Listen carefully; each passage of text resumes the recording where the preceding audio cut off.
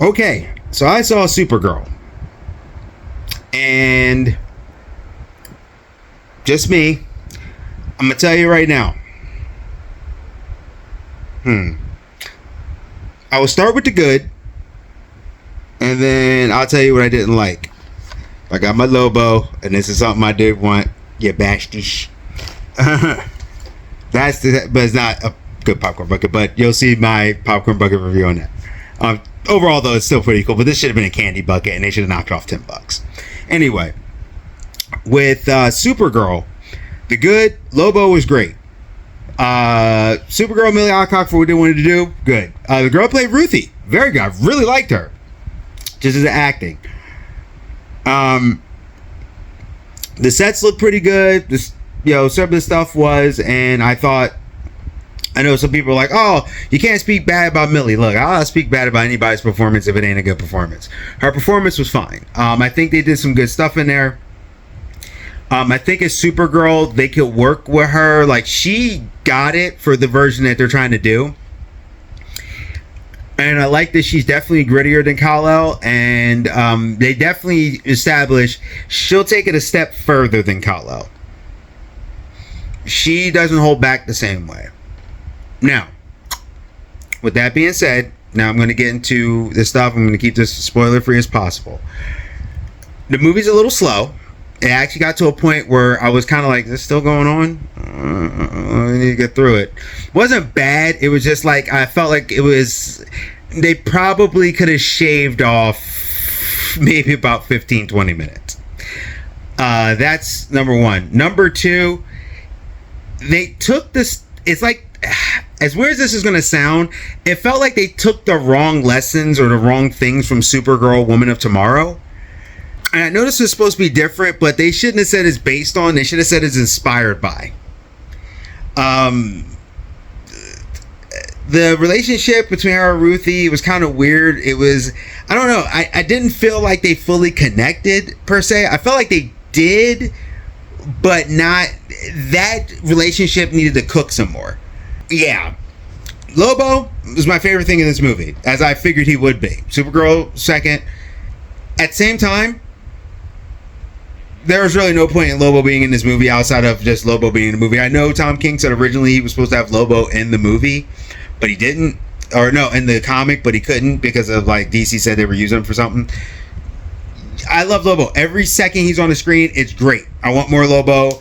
There's even a part where he's just there for some reason, and he was great. Like, but he could have went on the adventure with them to a degree if they're going to have him in there. But this was just the introduction of Lobo to say, hey, Lobo's here. You're going to get more Lobo in the future. Here's what you love. He wouldn't have made much of a difference if he wasn't in the film, though. I'm glad he's there. I will say that. I'm very glad. But, yeah. When it went... They doubled down on the one feature I don't like about the Kryptonians in this particular universe, but that's more of a personal gripe versus a story gripe. I think storyline is fine. It's an alternate universe. We've had alternate universes with Superman and everything else anyway. Somewhere he's bad, somewhere he's good. But it was one of those, I was like, I just don't like that kind of thing. What else? Without spoiling. Kara's thing was fine. Sometimes it felt like she just didn't remember she had powers. Like, she was very physical, she fought differently, but there was times where I was like, you could have used your powers for this. And this is just me. You already know from the trailer that Crypto, that's her reason. At Crypto, she has to go save, get the antidote, whatever.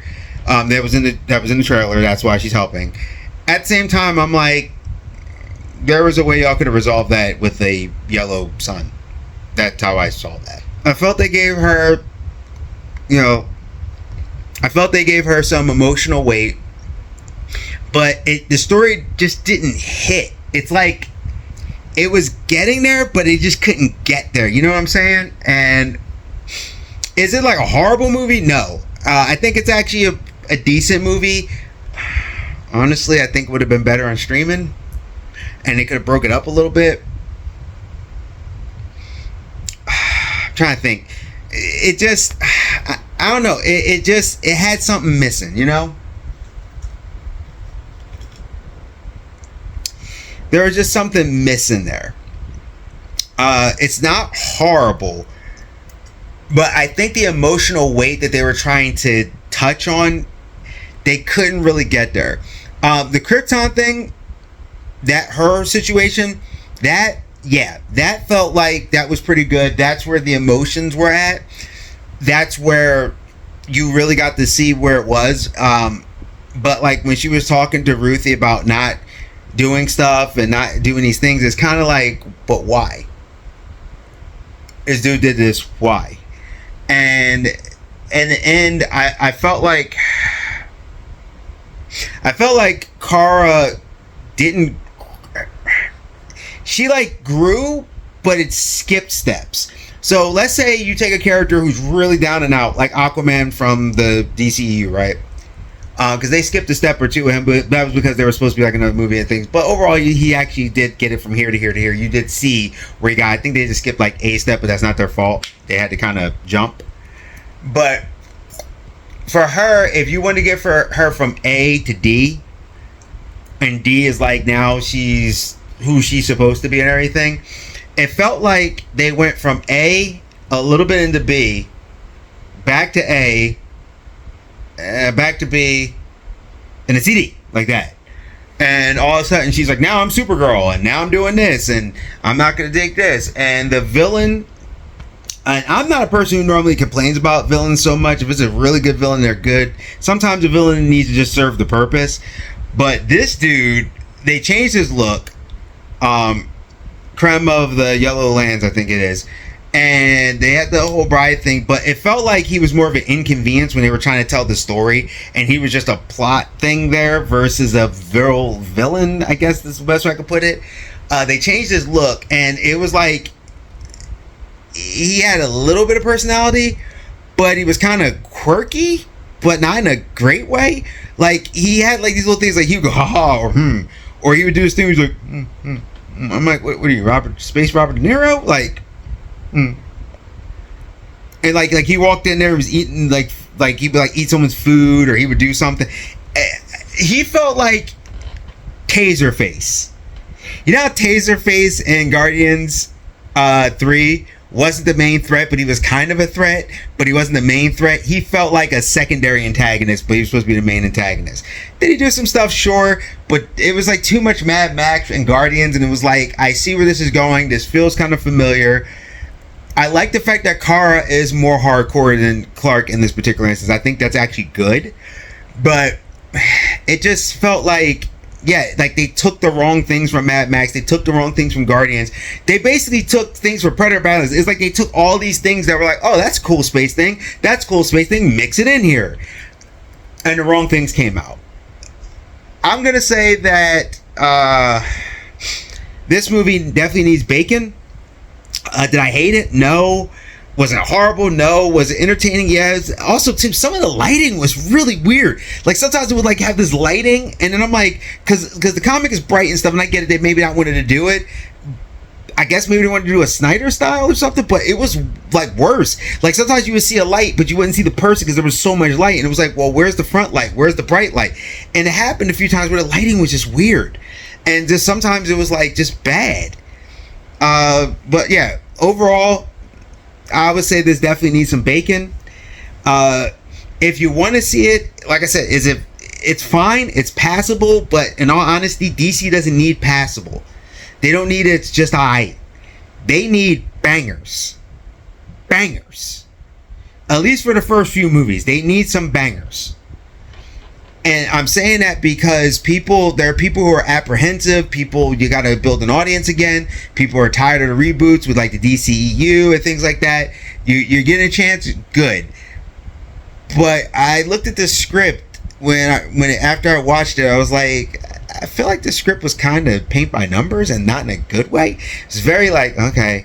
I did like the fact she didn't have a love interest. That was fine. I actually was okay with that. They tried to use that to focus on the story, but there was some times in this story where I was like, come on, move along. The beginning was fine, but it was like, all right, move it along.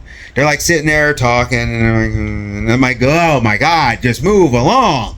So there's a few times of that where they could have shaved that down. 20 minutes shaved down, I think, would have did this movie justice. Overall, like I said, this movie needed bacon. And the placement between Odyssey, Spider-Man, and Toy Story, with Toy Story's overperforming as to be expected. Odyssey's probably going to do well because it's a Christopher Nolan movie, whether people like the Lupita thing or not. Spider-Man is just going to destroy it, of course. It's Spider-Man. That's what Spider-Man do. And then you got Obsession and Backrooms that are like performing way better than expected. I just don't see this movie doing well. Not a lot of people was in the theater, and yeah, it's probably going to flop. If you want to see it, like I said, it's not horrible. David Corenswet, his Superman, every time he was on the screen, it was actually, I don't know, it was just something enjoyable about him. He was kind of a bright spot. I was catching myself smile every time I saw him, which was wild. I liked him more at this one than I did even in his own movie. Not saying I didn't like his own movie, but I was like, oh, maybe David Corenswet's growing on me. It looks like they did adjust his suit a little bit too. Also, he was big. Like, you really see him. I was like, dude's big. So yeah, I think overall it's a good movie to watch if you just want more of the lore. But if you didn't watch it, I don't think it's going to hurt too much in the next films. But that's the best I can say. If you've seen it, tell me what you think. Need bacon. Wasn't horrendous, but it definitely needed some treatments. And for James going to say this was the best script, I was like, was it? I don't know about that. Y'all could have did a little bit more, could have did a little bit here and a little less Mad Max. Or if you were going to do Mad Max, really lean into it. I mean, like, it really took some things from Mad Max, which I get it. The original comic book had this one particular story with the young bride thing, but yeah, it really took from Mad Max. Like, to a point I was like, well, what are we doing here? Then why didn't you go all Mad Max in space? And it was like the way they looked, even how they changed the looks, because dudes didn't look like that. The vehicles they were using, the weapons, it was kind of like, okay. It had a little bit of a touch of the Marvels in it, the robbers, and like I said, there were some parts I did laugh a little bit. There were some parts that was cool, like when she was on the bus, that was actually kind of cool. So I'm not saying the movie, that's why I said the movie needed bacon. There was parts I enjoyed. Of course, Lobo I enjoyed the most. Superman I enjoyed a lot. She was fine. Ruthie was actually not bad. As an actress, what she had to do, I didn't think she did bad. It was just kind of like, she started becoming one note, but I blame the script, not her. She did what she was supposed to do. So that's it. Well, like I say, tell me what you think. Geek Protagonist, you stay safe, you stay healthy, stay real. Need some bacon. See ya.